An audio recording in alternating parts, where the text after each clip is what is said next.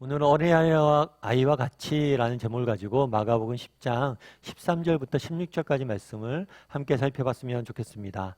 먼저 13절과 14절 말씀 같이 한번 읽어봤으면 좋겠습니다. 같이 읽도록 하겠습니다. 사람들이 예수께서 만져주심을 바라고 어린 아이들을 데리고 오매 제자들이 꾸짖거늘 예수께서 보시고 노하시어 이르시되 어린 아이들이 내게 오는 것을 용납하고 금하지 말라. 하나님의 나라가 이런 자의 것이니라. 사람들이 예수께서 만져주심을 바라고 어린아이를 데리고 오매라고 되어 있죠. 만져주심을 바라고 아마 축복 기도를 해달라고 아마 데리고 온 것 같아요. 그래서 아이를 데려왔는데 제자들의 반응이 이상하죠. 제자들이 뭘 했어요? 꾸짖었어요. 왜 꾸짖었을까요? 꾸짖으면서 이렇게 얘기했어요. 예수께서 모시고 노하시어 꾸짖어서 예수님께서 이걸 뭐예요? 보시고 노하셨다라고 이야기를 해죠. 그럼 제자들은 왜 꾸짖었을까요? 왜 이 사람들이 아이를 데려오는 것을 방해했을까요? 이걸 알기 위해서는 그 당시의 정서를 좀 알아야 돼요. 그 당시의 정서는 뭐냐면 남자를 뭐든지 최우선에 뒀습니다. 그 다음에 뭘 뒀어요? 여자를 뒀어요. 그 다음에 맨 마지막에 뭘 뒀어요? 아이를 뒀어요. 그래서 우리는 아이 하면 요즘 같은 경우에는 브라질 같은 데 가면 그런다고 그러더라고요. 아이를 동반한 부모가 있으면 비행기를 타도 제일 먼저 수속해주고 아이가 제일 우선순위로 저희를 둡니다. 그런데 그 당시에 그렇지 않았어요. 아이는 뭐예요? 제일 마지막에 둔 거예요. 그래서 아이의 저기에 제일 떨어진 거죠. 재밌는 얘기로 요즘은 그런다고 그러더라고요. 불황이 되면 제일 먼저 팔리지 않는 옷이 있다면 그건 남성복이래요. 그 다음에 아동복이고 맨 나중에 여성복이 제일 팔리지 않는다고 그래요. 다르게 얘기하면 여성의 인권이 제일 높고 그 다음에 아이고 그 다음에 남자라는 거죠. 근데 아무튼 그 당시에는 누가 제일 우선이었어요? 남자가 제일 우선이었어요. 그래서 유대인들은 랍비들은 태어나면 랍비들은 세 가지 감사 기도를 드렸어요. 늘. 그 세 가지 중에 하나가 뭐냐면 내가 유대인으로 태어나서 감사하다. 또 두 번째가 뭐냐면 여자로 태어나지 않아서 감사하다. 이런 기도를 정도로 남자와 여자 그 차이의 구별이 컸습니다. 뿐만 아니라 아이들에게도 차이가 컸죠. 이런 관습 속에서 예수님께서 아이를 데려오니까 지금 예수님이 하실 일이 얼마나 많은데 이 아이까지 신경 쓰게 하냐. 방해하지 마라. 예수님에게 방해될까봐 이 아이를 말린 거예요. 그러자 예수님께서 뭘 하셨다고 그랬어요? 노하셨다라고 얘기했죠. 그러면서 뭐라고 그래요? 어린 아이들이 내게 오는 것을 용납하고 금하지 말라. 이렇게 강력히 이야기하신 거예요. 예수님에 대해서 오해한 거죠. 정말 제자들은 예수님을 따랐지만 예수님이 어떤 분이신지 몰랐던 거예요. 예수님은 어떤 분이세요? 늘 연약한 자, 정말 가난한 자, 부족한 자, 이들의 친구가 되길 원하셨던 사람. 늘 예수님은 약한 자를 돌보는데 정말 그들을 불쌍히 해주시고 돌보는데 많은 시간들을 썼던 사람. 정말 그런 예수님의 마음을 몰랐던 거죠. 연약하고 부족한 자를 사랑하시고 불쌍히 여기시고 그들을 통해서 일하시려는 한 예수님의 마음을 몰랐던 거예요. 제자들 자체가 그런 존재들이었잖아요. 뭐 남자인 것 빼고 내세울 게 있습니까? 갈릴리 총구석에 제자들 중에 세리까지 있었잖아요. 친일파라고 이야기했다. 매국노라고 이야기했다. 그런데도 불구하고 자신의 상황들을 모르고 또 다른 사람들을 평가하고 판단하는 그런 안타까운 모습들을 우리는 보게 되는 거죠. 그런데 그 다음에 예수님께서 좀 재미있는 이야기를 하세요. 15절하고 16절 말씀을 같이 한번 읽어봤으면 좋겠습니다. 같이 읽도록 하겠습니다.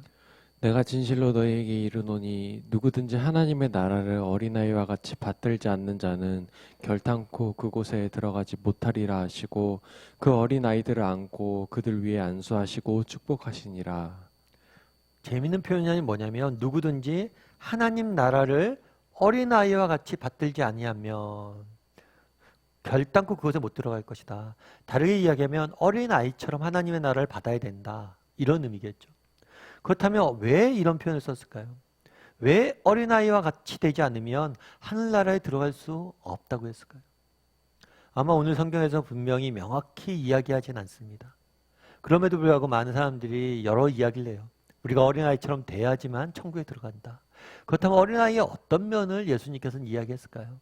여러 가지 이야기들을 들 수가 있는데 한 가지는 신뢰가 아닐까 싶습니다. 어린아이들만큼 부모님에 대해서 정말 신뢰하는 사람은 없죠. 예를 들면 그런 거예요. 어린아이들이 밤에 뭐 무서운 꿈을 꾼다거나 아니면 어떤 일들이 있어서 무서움과 두려움에 빠질 때가 있죠. 그럼 아이들이 무서움과 두려움에 빠졌을 때, 염려가 생겼을 때 꼭 찾아오는 게 뭐예요? 부모예요, 부모. 부모를 찾아서 엄마 무서워, 아빠 무서워. 그럼 엄마 아빠 그러죠. 일리 와, 아빠가 안아줄게. 아빠 있잖아, 괜찮아. 엄마가 안아줄게, 괜찮아. 엄마 아빠는 당깁니다. 그럼 뭐예요? 두려움이 아이가 싹 사라지죠. 엄마 품 안에 있는 아이는 두려움을 느끼지 못해요. 마찬가지로. 왜 두려움을 느끼지 못해요? 온전히 신뢰하기 때문이죠. 마찬가지로 이 하나님 나라도 마찬가지로 우리도 정말 하나님을 이렇게 신뢰할 수 있어야 된다는 거예요. 인생의 고비고비가 찾아오고 어려움들이 찾아오고 정말 인생의 죽음과 같은 사망의 골짜기 같은 골짜기를 지날 때라도 죽음 앞에 섰을 때라도 하나님을 온전히 신뢰하는 거예요. 이 아이처럼. 그랬을 때 너희가 그 나라에 들어갈 수 있다는 거예요. 나를 온전히 신뢰하라는 거예요. 앞으로 정말 십자가의 죽음이 다가오고 정말 너희들이 생각지 못했던 어려움들이 있겠지만 이 어린아이와 같이 나를 신뢰하라는 거예요. 그러면 너희가 정말 그 죽음 뒤에 십자가의 죽음 뒤에 있는 부활의 영광을 볼 것이라고 말씀하시는 거겠죠. 또 한 가지 어린아이 비유를 든 이유 중에 하나는 뭐냐면 사랑이 아닐까 싶어요. 예를 들어서 오늘 본문에 보면 이 어린아이가 오는 것을 제자들이 막았어요. 왜 막았어요? 이 아이의 조건을 본 거죠. 이 아이의 조건과 외적인 조건들을 본 거예요. 상황들을 본 거예요. 그런데 어린아이는 부모를 사랑하거나 부모를 좋아할 때 이 조건들을 보지 않아요. 예를 들어서 어린아이는 부모들을 사랑하고 존경합니다. 부모를 따르죠. 부모를 좋아하죠. 그런데 부모가 학벌이 좋아서 부모가 정말 돈을 많이 벌어서 부모를 사랑하고 존경합니까? 아니에요. 부모의 존재 자체를 사랑하고 존경하는 거예요. 그런데 제자들은 뭘 합니까? 한 사람의 존재와 한 영혼의 존재 그 가치를 보지 못하고 그의 조건과 외적인 환경들을 봐서 이 사람들을 판단하고 있었던 거예요. 그러면 안 된다는 거예요. 뿐만 아니라 하나님에 대한 사랑도 마찬가지예요. 하나님이 내게 무엇을 해주어서가 아니라 그 존재 자체를 사랑하고 섬길 줄 알아야 된다는 거예요. 그날에 왜 어린아이와 같이 되지 않으면 천국에 못 들어간다고 이야기했을까요? 어린아이와 같이 하나님을 온전히 뭐예요? 신뢰하라는 거예요. 뿐만 아니라 어린아이와 같이 외적인 조건과 상황들이 아니라 존재 그 자체를 사랑하고 존경하고 섬길 줄 알아야 된다. 하나님은 물론이고 다른 사람에 대해서도. 그럼 우리는 어떤 사람들일까요? 우리도 어린아이와 같이 하나님을 온전히 신뢰한 사람입니까?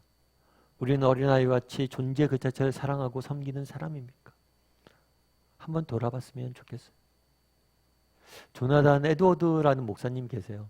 이 목사님은 미국의 대부흥기를 이끌었던 굉장히 뛰어난 그리고 많은 사람들의 존경을 지금까지도 받는 그러한 목사님이세요. 그런데 안타까운 것은 이 목사님의 생이 그렇게 평탄하지만은 않았어요. 심지어 이 목사님이 스스로 개척한 교회에서 담임 목사직을 쫓겨나기도 했어요. 너무 이 목사님이 강력한 메시지를 전하다 보니까 사람들이 거부감을 갖고 쫓아낸 거예요. 얼마나 억울하겠어요.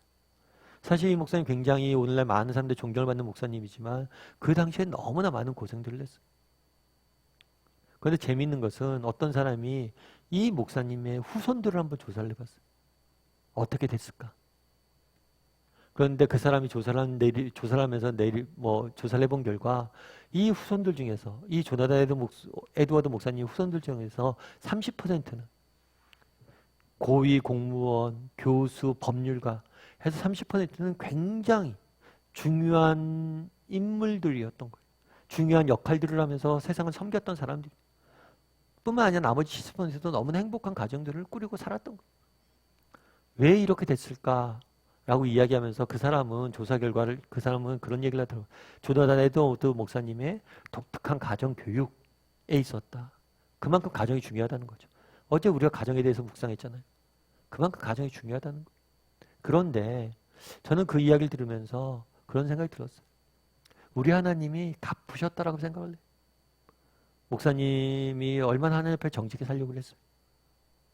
그런데 정말 그 당시의 삶 가운데는 정말 많은 열매들이 안 나타난 것을 볼 수 있어요. 하지만 하나님께서 그 삶의 그 사역의 열매들을 그 후손들을 통해서 다 나타나게 하신 것, 다 갚으신 것. 그날의 어린아이처럼 부모님들을 나를 신뢰하라고 말씀하십니다. 나를 사랑하라고 말씀하세요. 정말 우리가 그렇게 하나님 온전히 신뢰하고 그분을 정말 사랑했을 때 하나님께서 다 갚으세요. 다 열매 맺게 하세요. 바라기는 우리는 어린아이 같은 이러한 마음이 있는지 돌아봤으면 좋겠어요. 정말 어떤 상황 속에서도 하나님을 신뢰할 줄 아는 사람인지, 그리고 정말 존재 자체를 사랑하고 섬길 줄 아는 사람인지 오늘 하루를 돌아보는 저와 여러분이 되기를 주님의 이름으로 소원합니다.